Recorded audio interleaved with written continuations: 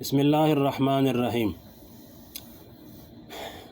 فرمایا کیا بے عمل شخص واعظ و نصیحت نہ کرے؟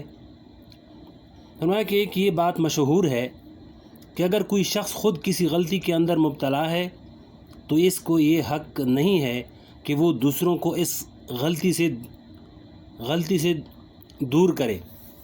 مثلا ایک شخص نماز باجماعت کا پوری طرح پابند نہیں ہے تو یہ کہا جاتا ہے کہ ایسا شخص دوسروں کو بھی نماز باجماعت کی تلقین نہ کرے جب تک کہ خود نماز باجماعت کا پابند نہ ہو جائے۔ یہ بات درست نہیں، بلکہ حقیقت میں بات الٹی ہے۔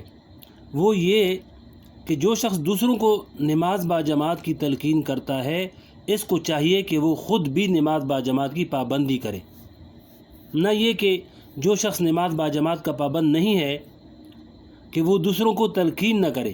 عام طور پر لوگوں میں یہ آیت مشہور ہے، یا ایھا الذین آمنوا لما تقولون ما لا تفعلون، یعنی اے ایمان والو وہ بات کیوں کہتے ہو جو کرتے نہیں ہو۔ بعض لوگ اس آیت کا مطلب یہ سمجھتے ہیں کہ اگر کوئی شخص کوئی نیک کام نہیں کرتا تو وہ شخص دوسروں کو بھی اس کی نیک کام کی تلقین نہ کرے۔ مثلا ایک شخص صدقہ نہیں دیتا تو وہ دوسروں کو بھی صدقہ کی تلقین نہ کرے، یا مثلا ایک شخص سچ نہیں بولتا تو دوسروں کو بھی سچ بولنے کی تلقین نہ کرے۔ آیت کا یہ مطلب لینا درست نہیں، بلکہ اس آیت کا مطلب یہ ہے کہ جو بات اور جو چیز تمہارے اندر موجود نہیں ہے تم اس کا دعویٰ مت کرو کہ یہ بات میرے اندر موجود ہے۔ مثلا اگر تم نماز باجماعت کے پابند نہیں ہو تو دوسروں سے یہ مت کہو کہ میں نماز باجماعت کا پابند ہوں، یا تم اگر نیک اور متقی نہیں ہو تو دوسروں کے سامنے یہ دعویٰ مت کرو کہ میں نیک اور متقی ہوں، یا مثلا تم نے حج نہیں کیا ہے تو یہ مت کہو کہ میں نے حج کر لیا ہے۔ اس آیت کی یہ معنی ہے، یعنی جو کام تم کرتے نہیں ہو دوسروں کے سامنے اس کا دعویٰ کیوں کرتے ہو۔ آیت کی یہ معنی نہیں ہے کہ جو کام تم نہیں کرتے تو دوسروں سے اس کی تلقین بھی مت کرو، اس لیے کہ بعض اوقات دوسروں کو کہنے سے انسان کو خود فائدہ ہو جاتا ہے۔ جب انسان دوسروں کو کہتا ہے اور خود عمل نہیں کرتا تو انسان کو شرم آتی ہے، اس کا ضمیر اس کو ملامت کرتا ہے، اور اس شرم کی وجہ سے انسان خود بھی عمل کرنے پر مجبور ہو جاتا ہے۔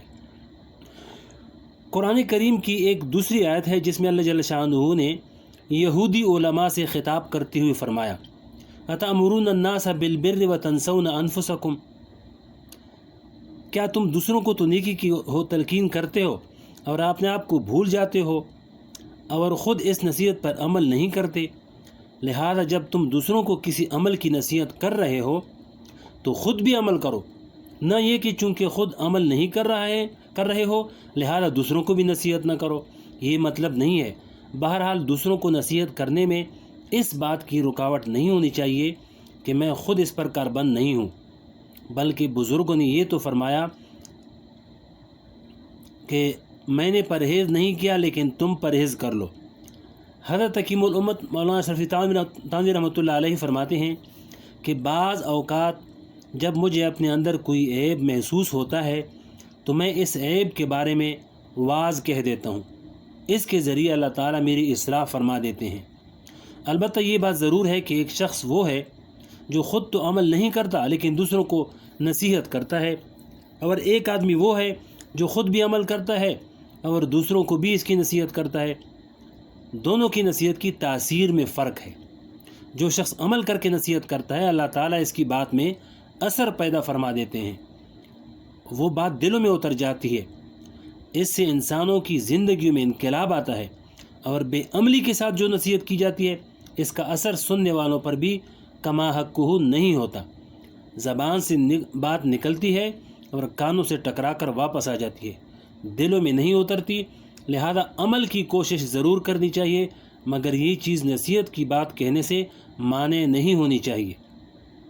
بہرحال اگر کوئی شخص فرائض و واجبات میں کوتاہی کر رہا ہو یا کسی واضح گناہ میں مبتلا ہو تو اس کو تبلیغ کرنا اور امر بالمعروف اور نہی عن المنکر کرنا فرض ہے، جس کی تفصیل اوپر عرض کر دی۔ شریعت کے بعض احکام ایسے ہیں جو فرض و واجب نہیں بلکہ مستحب ہیں۔ مستحب کا مطلب یہ ہے کہ اگر کوئی اس کو کرے گا تو ثواب ملے گا، نہیں کرے گا تو کوئی گناہ نہیں۔ یا شریعت کے آداب ہیں جو علماء کرام بتاتے ہیں، ان مستحبات اور آداب کے بارے میں حکم یہ ہے کہ لوگوں کو ان کی ترغیب تو دی جائے گی کہ اس طرح کر لو تو اچھی بات ہے، لیکن اس کے نہ کرنے پر نکیر نہیں کی جائے گی۔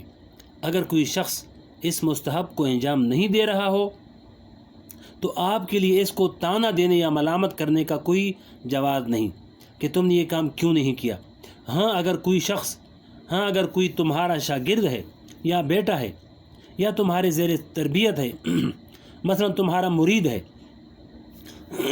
تو بے شک اس کو کہہ دینا چاہیے کہ فلاں وقت میں تم نے فلاں مستحب عمل چھوڑ دیا تھا یا فلاں ادب کا لحاظ نہیں کیا تھا، اس کو کرنا چاہیے۔ لیکن اگر ایک عام آدمی کو کوئی مستحب عمل چھوڑ رہا ہے تو اس صورت میں آپ کو اس پر اعتراض کرنے کا کوئی حق نہیں۔